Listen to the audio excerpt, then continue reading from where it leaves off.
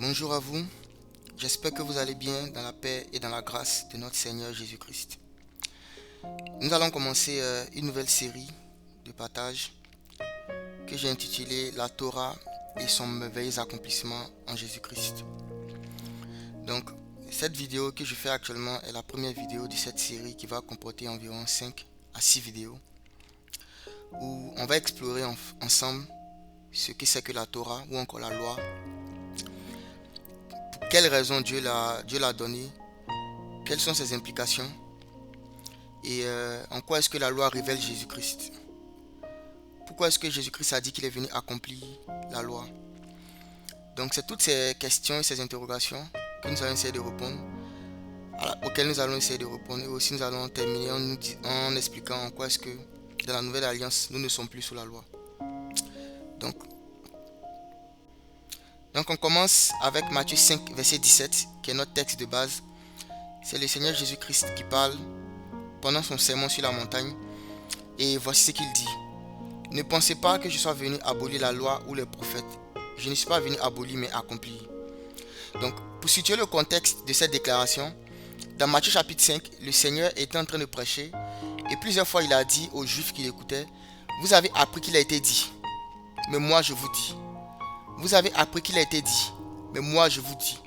Donc cette expression là revenait plusieurs fois, et à chaque fois qu'il disait vous avez appris qu'il a été dit, il décrivait des éléments de la loi de Moïse. Tout à l'heure on va prendre le temps de définir c'est quoi la loi, mais il prenait des éléments de l'Ancien Testament et il ajoutait moi je vous dis, comme si en fait il venait redéfinir en fait ces éléments là. Et les gens auraient pu penser et se dire, mais qu'est-ce qu'il est en train de faire? Il est en train d'annuler la loi ou pas? Donc il dit je suis venu accomplir et non pas annuler, pour préciser en fait ce qu'il est en train de faire. Donc le but de tous ces partages là, c'est de vraiment définir l'accomplissement de la loi. Mais avant cela, nous allons prendre le temps de bien définir la loi dans cette première vidéo, avant de parler de son accomplissement.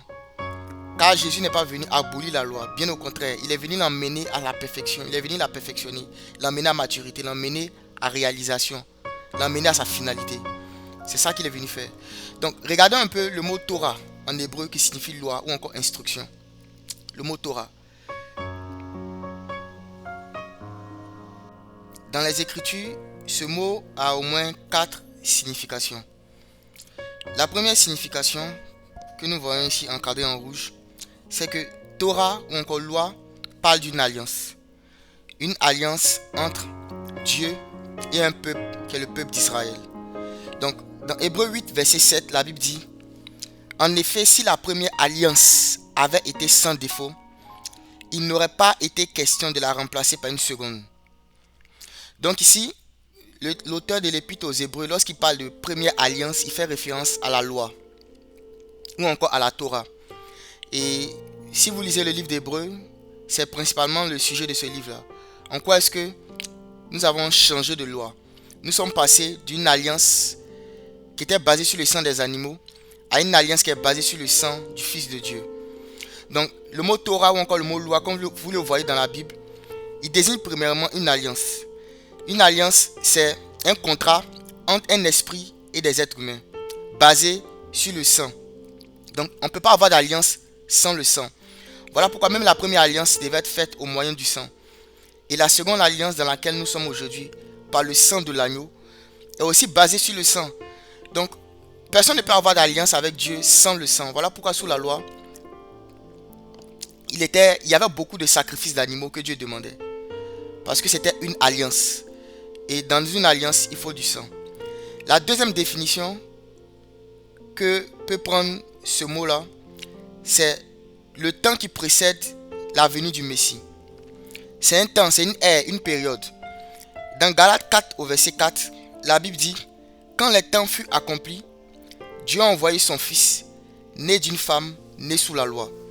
Quand la Bible dit né sous la loi, ça parle de la période en fait qui part de la sortie d'Israël de l'Égypte jusqu'à la résurrection de Jésus. Donc cette période-là, depuis la sortie d'Israël de l'Égypte jusqu'à la résurrection de Jésus, est aussi appelée la loi. Et dans Exode chapitre 19, versets 10 à 11, le Seigneur a donné prophétiquement le temps qu'allait durer la loi, c'est-à-dire 2 jours prophétiques, ou encore 2000 ans. il avait dit comme ça que la loi allait s'arrêter à la manifestation du Messie. Donc le Messie allait mettre fin à la loi. Regardons un peu ce passage. La Bible dit, l'Éternel dit à Moïse, va vers le peuple, sanctifie-les aujourd'hui et demain, qu'ils lavent leurs vêtements, qu'ils soient prêts pour le troisième jour.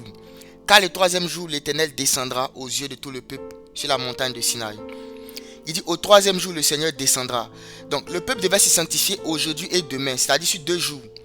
Et le troisième jour, le Seigneur descendra, qui était l'image ou encore une prophétie du mystère de la piété, la manifestation de Dieu en tant que chair. Donc la loi devait durer aujourd'hui et demain. Et quand le Messie allait se manifester, Dieu allait descendre. Ça allait mettre fin à la loi. Donc entre la sortie d'Israël de l'Égypte et la fin de la loi, il y a eu 2 jours prophétiques, c'est-à-dire 2000 ans. La troisième définition de la loi qu'on peut trouver dans les Écritures ou encore de la Torah, c'est que ça désigne les 5 premiers livres de la Bible ou encore les 5 premiers livres de l'Ancien Testament. Dans Luc 24, verset 44, je lis rapidement. La Bible dit que Jésus-Christ parlait de lui à ses disciples.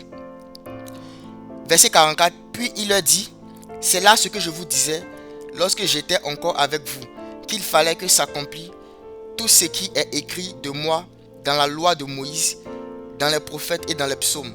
Donc lorsqu'il dit la loi de Moïse, il fait référence aux 5 premiers livres. Les prophètes, ce sont les livres prophétiques qui sont dans l'Ancien Testament, et les psaumes, ce sont les livres des psaumes, des proverbes et d'Ecclésiaste. Donc il nous dit que il y a des choses qui le concernaient dans la loi de Moïse. Et quand il dit la loi de Moïse ici, il fait référence principalement à Genèse, Exode, Lévitique, Nombre et Deutéronome, c'est-à-dire les 5 premiers livres de la Torah, ou encore les 5 premiers livres en fait de la Bible. Donc quand on dit le mot loi, ça peut faire référence aussi à ces 5 premiers livres là seulement, quoique ça peut parler de tout l'Ancien Testament, mais ça fait référence aux 5 premiers livres de la Bible.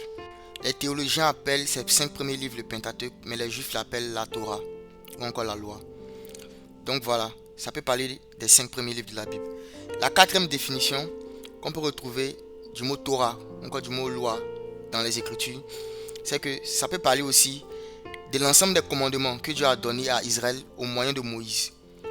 L'ensemble des commandements que Dieu a donnés au peuple d'Israël par Moïse. Donc dans Jean chapitre 5, verset 45, le Seigneur Jésus-Christ parlait aux pharisiens et il leur a dit ceci: ne pensez pas que moi je vous accuserai devant le Père. Celui qui vous accuse, c'est Moïse, en qui vous avez mis votre espérance. Donc le Seigneur dit que Moïse accuse les pharisiens.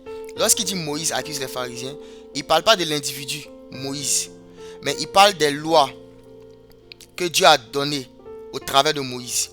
Dans Jean chapitre 1, la Bible nous dit que la loi est venue par Moïse, mais la grâce et la vérité sont venues par Jésus-Christ. Quand on dit que la loi est venue par Moïse, ça parle de l'ensemble des commandements. L'ensemble des commandements qui sont liés à l'alliance en fait, qu'on a défini en premier lieu. Donc ces commandements-là, il y en avait 10 principalement, qui étaient le fondement de tous les commandements. Mais des juifs, des rabbins ont compté le nombre de commandements qu'il pouvait y avoir dans la loi. Et selon leur estimation, il y en a 613.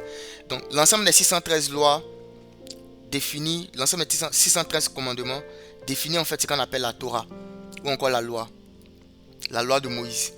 Donc le terme loi peut faire référence aussi au commandement. Donc lorsque vous voyez le mot loi dans la Bible, il peut faire référence à ces 4 choses différentes qu'il faut bien connaître et analyser en fonction du contexte dans lequel nous nous trouvons. La Torah en tant qu'alliance avait 3 fondements. Le premier, c'est le tabernacle ou encore le temple. Le second, c'est la sacrificature. Et le troisième, ce sont les commandements.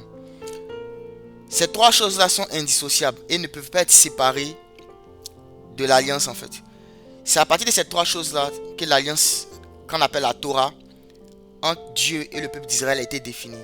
Le tabernacle qui était le lieu où il fallait rencontrer Dieu. Le lieu où le peuple allait pour se faire pardonner ses péchés et pour avoir une communion avec Dieu.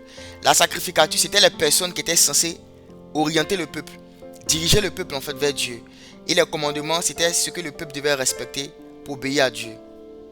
Dans les prochaines vidéos, on prendra le temps de revenir sur tous ces éléments-là, pour mieux définir la Torah. Donc, on va s'arrêter ici. Que le Seigneur vous bénisse abondamment et on se dit à bientôt.